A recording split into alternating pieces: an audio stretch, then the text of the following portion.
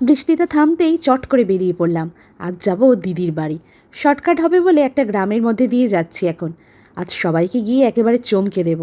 মোটামুটি এসে গিয়েছি আর 10 মিনিট। এটা আমার দিদিদের নতুন বাড়ি তৈরি হচ্ছে। দিদির বাড়ির মোড় থেকে এখন গ্রামের ভিতর ঢুকছি। আর চারদিকটা কেমন গাছপালা দেখো, যেন মনে হচ্ছে অ্যামাজনের জঙ্গলে ঢুকছি। আর এই আমার দিদির বাড়ি।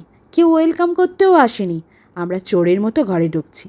যাই হোক, এ তো বিশ্বাস করেছে আমরা চোর ডাকাত নই। এবার বুঝতে পেরেছি যে মাসি এসেছে। দিদি তো দেখতে পাচ্ছি অ্যামাজন মোটামুটি তুলেই নিয়েছে।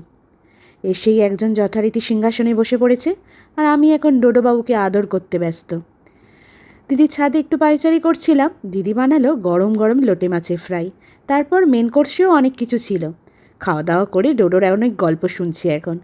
চলো এবার বাড়ি ফেরা যাক। ভিডিওটা তবে এখানেই শেষ করি।